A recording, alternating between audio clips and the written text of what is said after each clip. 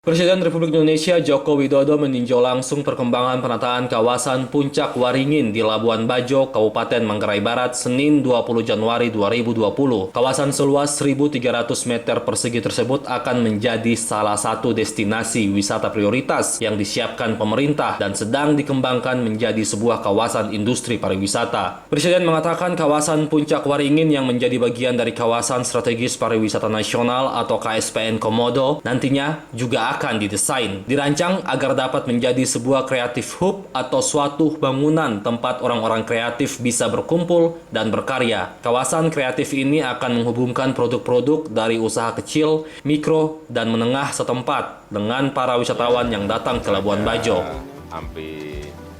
Teaternya dan itu menjadi sebuah ruang publik bagi wisatawan untuk menikmati di pagi hari maupun di senja hari. Labuan Bajo. Ya, saya kira semuanya masih dalam progres yang tepat waktu. Ini juga nanti Waringin ini akan menjadi kreatif hub di mana usaha kecil, usaha mikro, usaha menengah kan produk-produknya akan disajikan di sini. Tetapi juga akan ada training-training yang berkaitan dengan pariwisata, dengan usaha kecil, usaha mikro. Saya kira dalam semua hal memang harus kita injeksi, kita berikan training agar packaging, kemasan, brand setiap produk itu naik. Selain mendukung pengembangan kawasan tersebut, pemerintah sedang melakukan percepatan pembangunan infrastruktur pendukung pariwisata. Di antaranya adalah pengembangan Bandar Udara Komodo Labuan Bajo. Jokowi mengatakan akan dimulai awal tahun 2020 dan selesai pada akhir tahun 2020. Selain bandara, terminal multifungsi di daerah Waikelambu, Manggarai Barat terlebih dahulu ditinjau oleh Presiden sebelum beranjak menuju kawasan Puncak Waringin. Terminal multifungsi tersebut akan memisahkan aktivitas pariwisata dan bongkar muat peti kemas di Pelabuhan Labuan Bajo. Dalam kunjungannya kali ini, Jokowi juga memimpin rapat pengembangan destinasi pariwisata Labuan Bajo. Juga mencatat, ini mungkin untuk Pak Gubernur, Pak Bupati, mengenai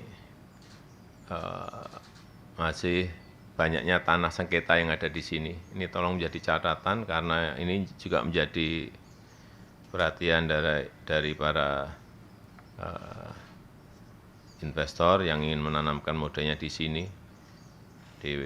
Betul-betul diselaraskan antara hukum adat yang ada dengan hukum positif yang kita miliki.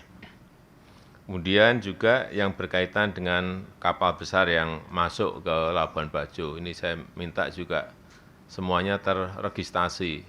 Jangan sampai di sini hanya membuang sampahnya, menikmati dan membuang sampahnya, tetapi masyarakat di sini tidak mendapatkan sebuah kemanfaatan dari datangnya kapal-kapal besar yang masuk.